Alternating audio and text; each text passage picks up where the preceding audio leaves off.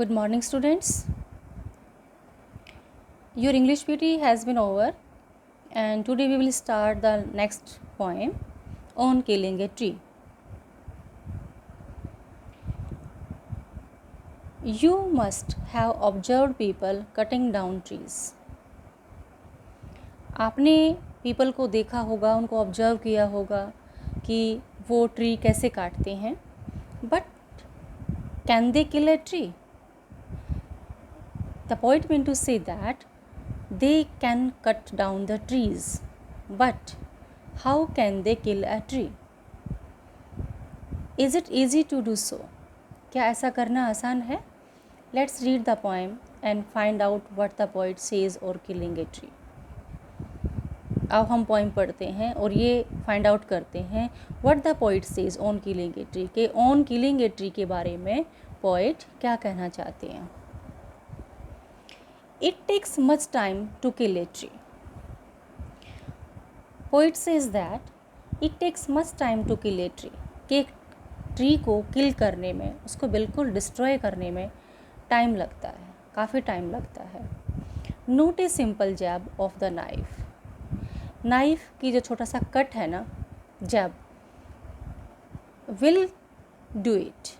Note a simple jab of the knife will do it. यानी चाकू के cut करने से ऐसा नहीं होगा. ऐसा मतलब ट्री किल नहीं होगा.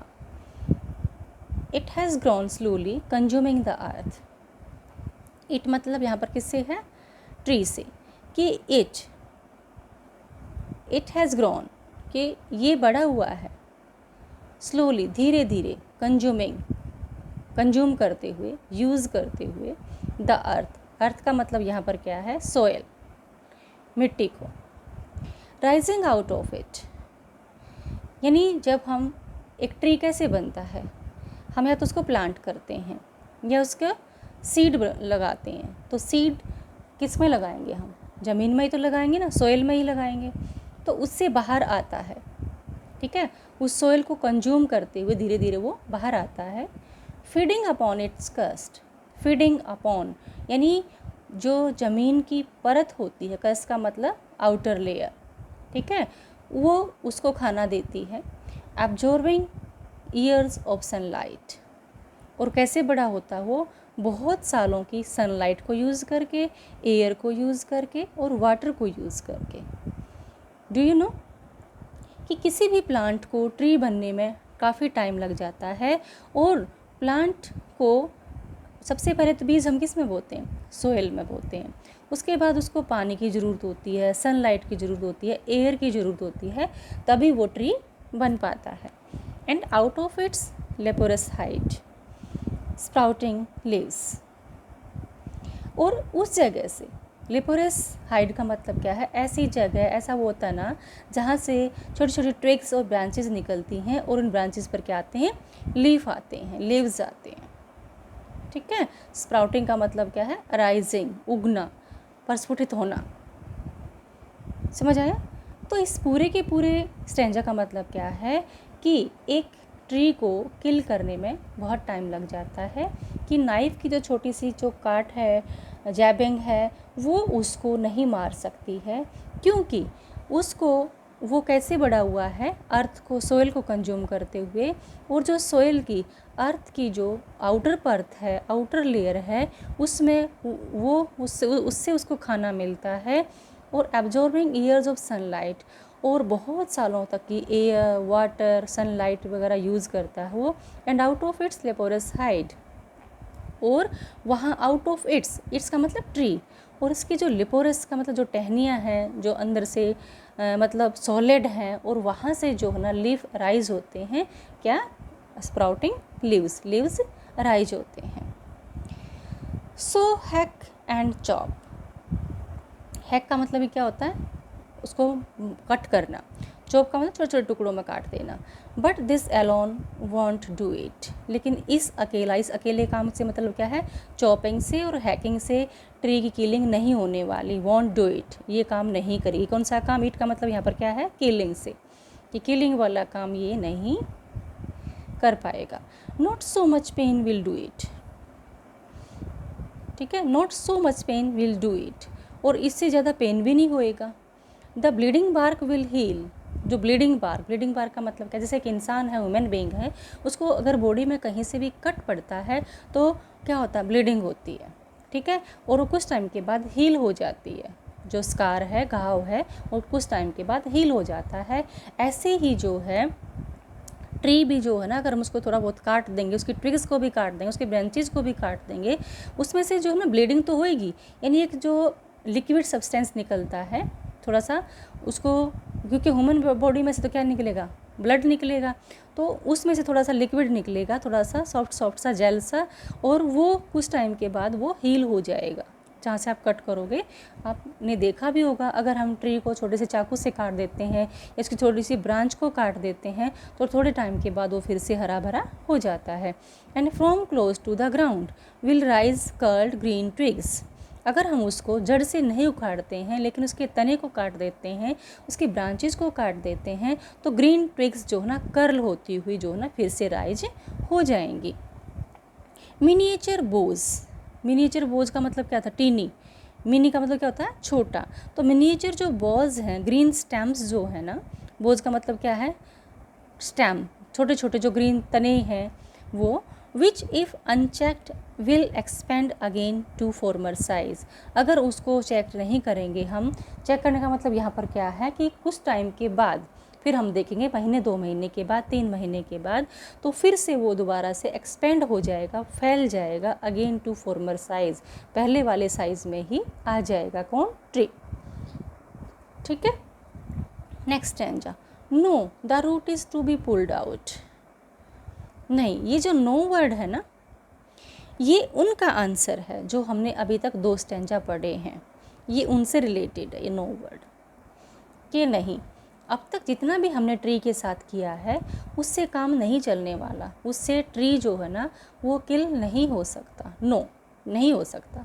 आगे पोइट बताएगा, next the poet wants to say that how to kill a tree, really how to kill a tree, the root is to be pulled out, कैसे, रूट को खींचना होगा बाहर, out, out of the anchoring earth, कहाँ से, out, out, देखो poet ने ये 2 वर्ड दोबारा से रिवाइज किया है इस लाइन के एंड में और यहाँ से स्टार्टिंग में, आउट, आउट का मतलब है, ये यहाँ पर एम्फेसाइज करना चाहता है पोइट, एम्फेसाइज का मतलब क्या है, एम्फेसाइज करने चाहते हैं, क्योंकि अगर हम, एंकरिंग का मतलब होता है सपोर्टिंग, अर्थ क्या कर रही है, उस ट्री को सपोर्ट कर रही है, कि एंकरिंग अर्थ से अगर हम जड़ को बाहर नहीं निकालेंगे, it is to be roped, पहले इसको रोप बांधी जाती है, टाइड बांधा जाता है उसको, रोप लपेट का फिर बांधा जाता है, एंड पुल्ड आउट और बाहर खींचा जाता है, स्नैप्ड आउट उखाड़ा जाता है, ठीक है, और पुल्ड आउट इंटायरली, और पूरी तरह से खींचा जाता है, इंटायरली का मतलब कंप्लीटली, इंटायर का मतलब क्या है, completely,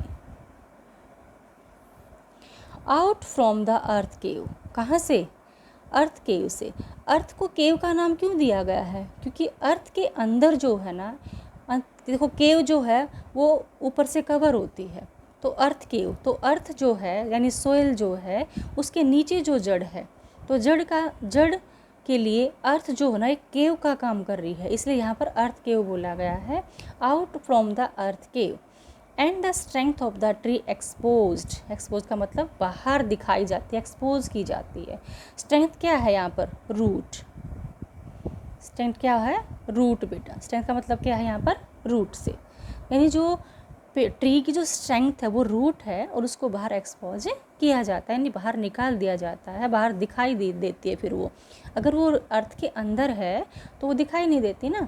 the source white and wet, the source white and wet, यानी जो सोर्स है वो वाइट और वेट है।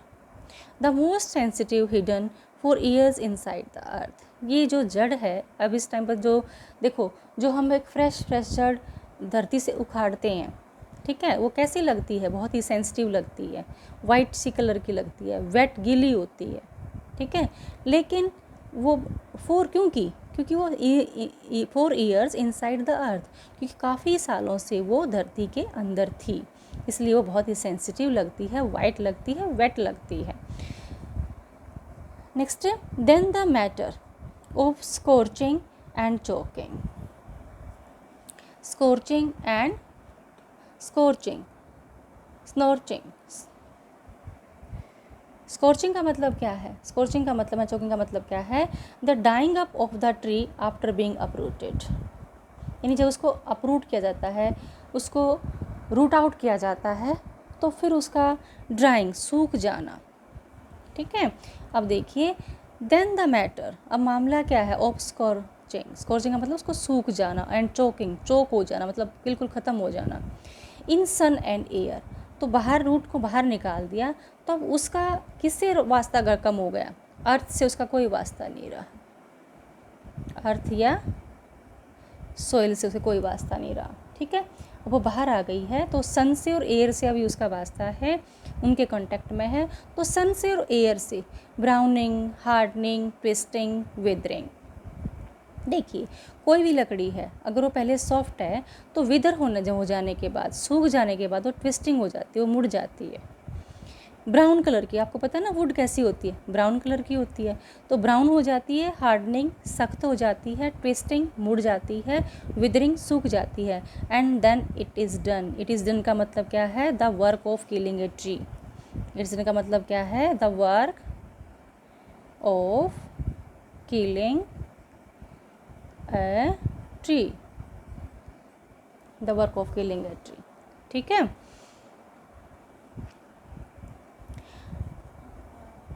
Then this is the poem written by किसके? जे पाटिल। ठीक है, who is the poet of this poem? J Patil. And we have discussed today question answers of this poem in the class. ठीक है बच्चे, सो I am sending you this video and you can look through this video there, and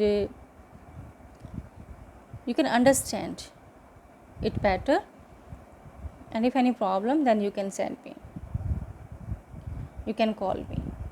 Okay bachche, good, all the best.